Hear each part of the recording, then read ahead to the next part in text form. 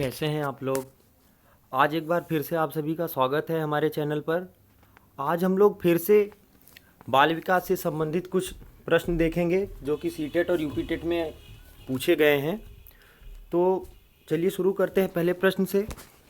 पहला प्रश्न है कि जेंडर यह क्या है। तो देखिए, पहला ऑप्शन दिया है एक जैविक निर्धारक है, एक मनोवैज्ञानिक सत्ता है, एक सामाजिक संरचना है या एक आर्थिक अवधारणा है। तो देखिए, जेंडर जो होता है ना, वह एक सामाजिक संरचना है। मतलब जो लड़का लड़की वाला जो भेदभाव होता है वह एक सामाजिक संरचना, यह समाज द्वारा बनाया गया एक रूल है हमारे बाल मनोविज्ञान के अनुसार। अगला प्रश्न है कि बच्चे किसको छोड़कर अन्य सभी के द्वारा लिंग भूमिकाएं ग्रहण करते हैं। मीडिया, सामाजिकरण, संस्कृति या ट्यूशन। तो देखिए, बच्चे जो हैं वह सामाजिकरण के अलावा अन्य सभी के द्वारा लिंग भूमिकाएं ग्रहण करते हैं। मतलब जब बच्चों का सामाजिकरण होता है तो वहाँ से वो लिंग भूमिकाएं ग्रहण नहीं करते। अगला प्रश्न है कक्षा में परिचर्चा के दौरान एक शिक्षक प्रायः लड़कियों की तुलना में लड़कों पर अधिक ध्यान देता है। यह किसका उदाहरण है। मतलब एक शिक्षक है, वह जब कक्षा में पढ़ाता है तो लड़कों की बजाय लड़कियों को ज़्यादा ध्यान देके लड़कियों की बजाय लड़कों पे ज़्यादा ध्यान देता है। तो यह किसका उदाहरण है। तो यह उदाहरण है जेंडर पक्षपात का। यानी इंग्लिश वाले में जो दिया है जेंडर बायस ना, ये विकल्प सही है। मतलब जेंडर पक्षपात मतलब वो लिंग के आधार पर पक्षपात करता है, लड़का और लड़की में पक्षपात करता है। फिर है हमारा प्रश्न कि पुरुष और महिला की भूमिकाओं का निर्धारण समाज करता है। यह कथन बताता है कि मतलब कि पुरुष और महिला की भूमिकाओं का निर्धारण समाज करता है। इसका क्या मतलब हुआ कि मतलब एक पुरुष के क्या क्या काम होंगे और एक महिला के क्या क्या काम हैं, उसको क्या करना चाहिए, इसका निर्धारण समाज करता है। तो इस कथन से हमें क्या पता चलता है। तो इस कथन से हमें यह पता चलता है कि लैंगिकता एक सामाजिक अवतरण है। मतलब gender is a social construct. ठीक है, कि ये समाज द्वारा बनाया गया एक अवधारणा है। पांचवा प्रश्न है कि समाज में विभिन्न लिंगों के लिए उपयुक्त मानी जाने वाली प्रारूपिक विशेषताओं के बारे में जन सामान्य की अवधारणाओं को क्या कहते हैं। मतलब कि जैसे समाज में हम लोग मानते हैं ना कि कुछ काम सिर्फ लड़कियों को करने चाहिए, कुछ काम सिर्फ लड़कों को करने चाहिए। तो ऐसी अवधारणाओं के बारे में हम लोग मतलब क्या कहते हैं इसको। तो इसको जेंडर विभेदीकरण कहते हैं, कि जेंडर भूमिकाएं कहते हैं, जेंडर पहचान कहते हैं, या जेंडर रूढ़िवादिताएं कहते हैं। तो इसको हम लोग कहते हैं जेंडर रूढ़िवादिता। मतलब कि रूढ़ियाँ मतलब आप समझते हैं स्टीरियोटाइप्स या रूढ़िवादिताएं का मतलब ये हुआ कि मतलब जो होती तो गलत है लेकिन समाज के अनुसार उसको सही मान लिया जाता है, जबरन मनवाया जाता है लोगों को। तो ये रूढ़िवादिताएं जो होती हैं इसको जेंडर रूढ़िवादिताएं कहते हैं, कि लड़कों का ये काम है कि लड़के बाहर काम करेंगे, लड़कियां घर का काम करेंगी। यह रूढ़िवादिता में आता है।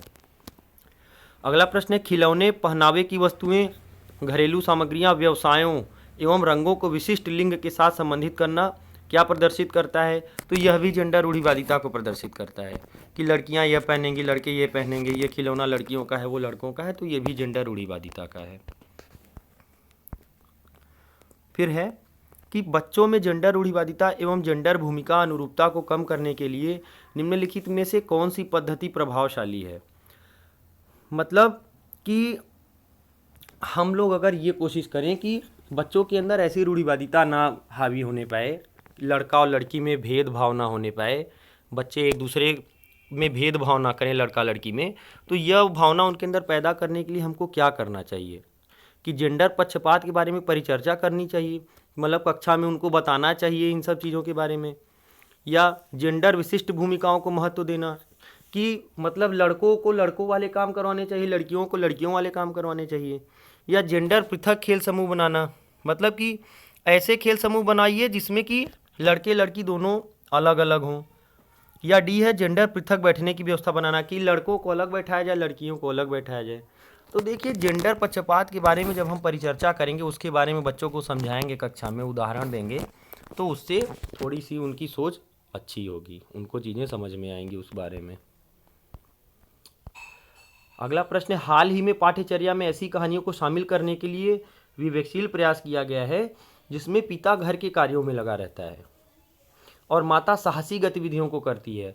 यह कदम किस लिए महत्वपूर्ण है? मतलब आजकल के मतलब किताबों में यह दिया है, कुछ कहानियाँ ऐसी हैं जिसमें यह लिखा रहता है कि एक कोई पिता है तो वो घर घर के काम करते हैं और माता जो है वो बाहर के काम करती हैं। तो ऐसा क्यों लिखा गया है? इससे मतलब बच्चों को क्या सिखाने का प्रयास किया जाता है? कि यह जेंडर पक्षपात को सशक्त बनाता है, कि लड़का लड़की में भेदभाव को ये मजबूत करता है, कि यह जेंडर रूढ़िवादिता को समाप्त करता है? कि हाँ बिल्कुल, यह जेंडर रूढ़िवादिता को समाप्त करता है। यही विकल्प अभी तक ठीक लग रहा है। अगला विकल्प भी देख लेते हैं, यह जेंडर स्थिरता को प्रोत्साहित करता है या यह जेंडर विभेदीकरण को बढ़ाता है? तो देखिए, यह जेंडर रूढ़िवादिता को समाप्त करता है, यह जो काम है। ठीक है, कि मतलब इससे बच्चों के मन में आता है कि जो जेंडर है वो मतलब एक सामाजिक संरचना है और इसमें हमको पक्षपात नहीं करना चाहिए। लड़का और लड़की में कोई सा भी काम कर सकता है। फिर है कि समाचार पत्रों से कहानियों एवं कतरनों का चयन करना एवं प्रस्तुत करना जो पुरुष एवं महिलाओं दोनों को गैर परंपरागत भूमिकाओं में चित्रित करते हैं, निम्नलिखित में से एक प्रभावी रणनीति है। तो यह रणनीति किसके लिए प्रभावी है? यह रणनीति किसके लिए प्रभावी है? पहला है लैंगिक पक्षपात को बढ़ाने के लिए, कि लैंगिक स्थिरता को बढ़ाने के लिए, कि रूढ़िवादी भूमिकाओं को प्रोत्साहन देने के लिए, या लैंगिक रूढ़ियों का सामना करने के लिए।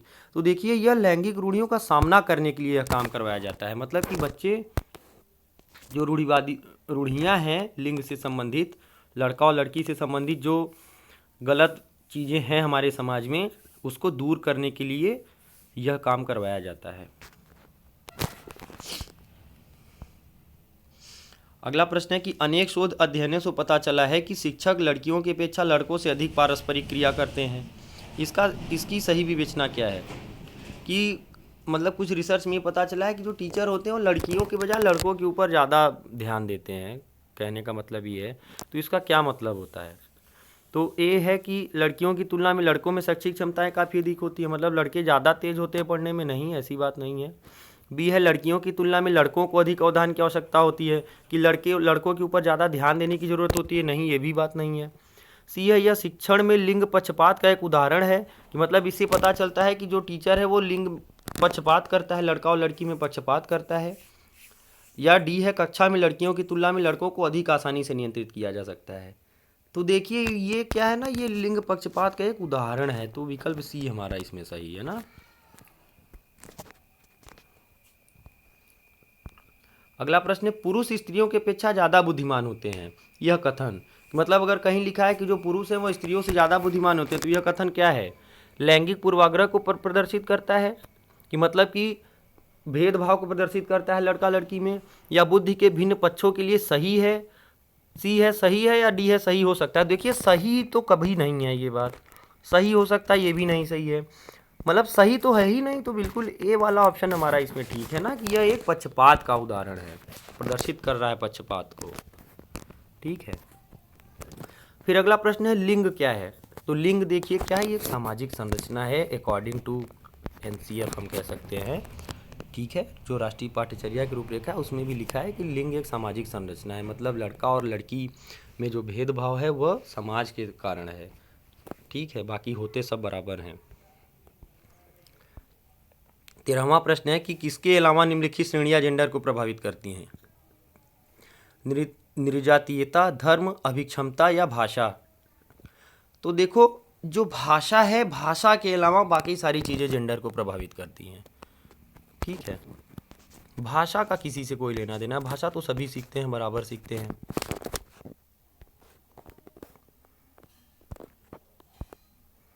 अगला है एक अच्छी पाठ्यपुस्तक किससे बचती है? तो देखिए, एक अच्छी जो पाठ्यपुस्तक होती है ना, वह लैंगिक पूर्वाग्रह से बचती है, मतलब जेंडर बायस से, मतलब कि लड़का लड़की में भेदभाव करने से बचती है। एक अच्छी किताब होगी तो उसमें कभी भेदभाव की बातें नहीं लिखी होंगी।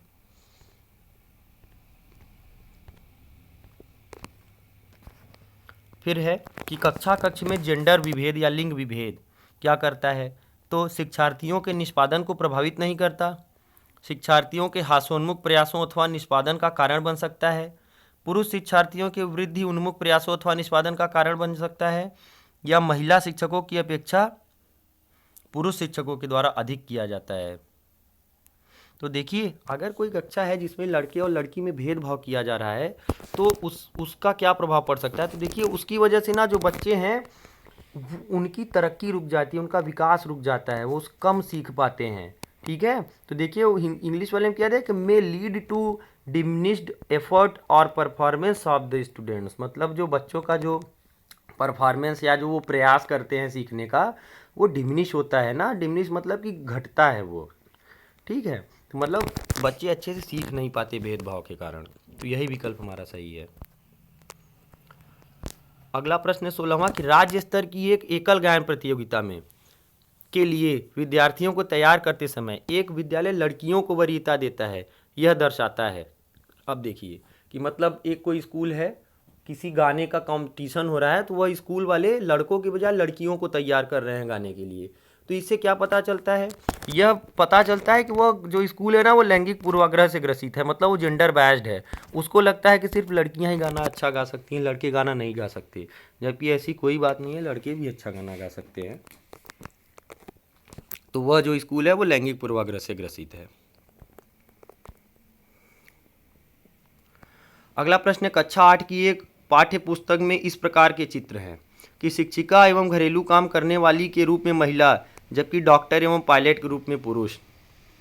इस प्रकार के चित्रण से बढ़ सकती है, मतलब एक कक्षा 8 की किताब है, उसमें औरत के लिए दिखाया जाता है कि वह टीचर है और वह घर का काम करती है, और लड़के को दिखाया जाता है, पुरुष को दिखाया जाता है कि वो बाहर का काम करता है, वो डॉक्टर है या पायलट है।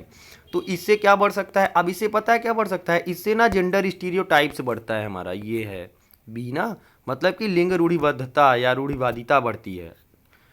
समझ रहे हैं क्यों बढ़ती है? क्योंकि मतलब हमारे समाज में है ना धारणा कि घर का काम सिर्फ औरतें कर सकती हैं, या औरतों को सिर्फ नौकरी में अगर करना भी हो तो उनको टीचिंग का काम ही कर सकती हैं वो, और कोई काम नहीं आसान है उनके लिए, और जो कठिन काम है वो पुरुष कर सकते हैं। तो ये एक सामाजिक रूढ़ी है लिंग, तो ये रूढ़िबद्धता या रूढ़िवादिता को बढ़ाता है, जेंडर स्टीरियोटाइप को ये बढ़ाता है। ठीक है, अब देखिए जेंडर से रिलेटेड ना एक क्वेश्चन हमेशा आता है सीटेट में, किसी भी पार्ट में आएगा लेकिन आएगा जरूर, एक प्रश्न तो पक्का ही पक्का आता है हर बार। तो ध्यान से आप लोग ये सारे प्रश्न देखिएगा। अगला है जब अभिभावक अपनी पुत्रियों के लिए गुड़िया और पुत्रों के लिए फुटबॉल खरीदते हैं तो उनका यह निर्णय दर्शाता है। मतलब अब कोई माता पिता गए हैं कहीं मार्केट में, तो वो अपनी बेटी के लिए गुड़िया और अपने बेटे के लिए फुटबॉल खरीद रहे हैं। तो इससे क्या पता चलता है? वो क्या करते हैं? वो जेंडर स्टीरियोटाइपिंग, देखिए फिर डी में दिया है ना, मतलब वो लैंगिक रूढ़िबद्ध धारणा के पीछे जा रहे हैं ना, मतलब वो भेदभाव के पीछे भाग रहे हैं ना, कि उनको लगता है कि लड़की फुटबॉल नहीं खेल सकती या लड़का गुड़िया से नहीं खेल सकता। अगला प्रश्न है जब एक शिक्षक यह समझता है कि स्वाभाविक रूप से लड़के गणित में लड़कियों से अच्छे हैं, यह दर्शाता है कि अध्यापक क्या है। अब देखिए मतलब एक टीचर को लगता है ना कि सिर्फ लड़के गणित अच्छे से सीख सकते हैं, लड़कियां मैथ में कमज़ोर होती हैं, तो वो उस अध्यापक के बारे में हमें क्या पता चलता है? तो हमें पता चलता है ना कि वो लिंग पक्षपाती है, वो जेंडर बायस्ड है। तो मैं इंग्लिश वाले में इसलिए फोकस कर रहा हूँ ना क्योंकि कभी कभी इंग्लिश वाले पोर्शन में भी पूछता है। तो देखिए लिंग पक्षपाती है वो या जेंडर बायस्ड है। ठीक है,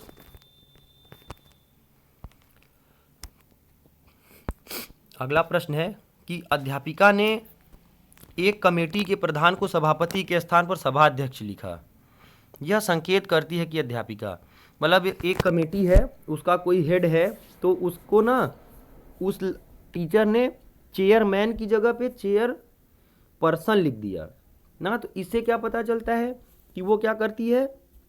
एक अधिक उपयुक्त परिभाषित शब्द का पालन करती है, भाषा पर अच्छा अधिकार रखती है, लिंग मुक्त भाषा का प्रयोग कर रही है, या लिंग पूर्वाग्रह से ग्रस्त है। तो देखिए वो ना जेंडर बैस्ड नहीं है। क्यों नहीं है जेंडर बैस्ड? क्योंकि पति के स्थान पर उसने अध्यक्ष लिखा। अब देखिए अगर हम अब देखिए पति से तो आपको वैसे भी समझ में ही आना चाहिए, लेकिन अगर आप मैन पे जाइए ना, जैसे देखिए यहाँ क्या दिया है? चेयरमैन दिया है यहाँ पे। तो चेयरमैन पे अगर आप ध्यान देंगे तो मैन ना आदमी के लिए यूज होता है, औरतों के लिए नहीं ना। तो उसने चेयरमैन की जगह चेयर पर्सन लिख दिया। चेयर पर्सन जो है ना वो कॉमन होता है, पर्सन मतलब कॉमन होता है, पर्सन में कोई भी हो सकता है, वो औरत भी हो सकता है, वो आदमी भी। ठीक है, तो उसने क्या किया पता है? उसने एक लिंग मुक्त भाषा का प्रयोग कर रही है, मतलब अध्यक्ष जो है मतलब लिंग मुक्त भाषा का उसने प्रयोग किया उस अध्यक्ष के लिए, मतलब is during a gender free language. ठीक है, तो यही ऑप्शन हमारा सही होगा। तो आज के लिए हमारे इतने ही प्रश्न थे, उम्मीद है आप सबको बहुत अच्छे से समझ में आया होगा।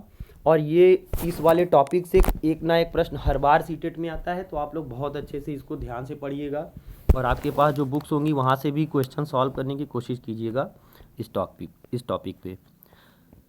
तो बहुत बहुत धन्यवाद आप सभी का।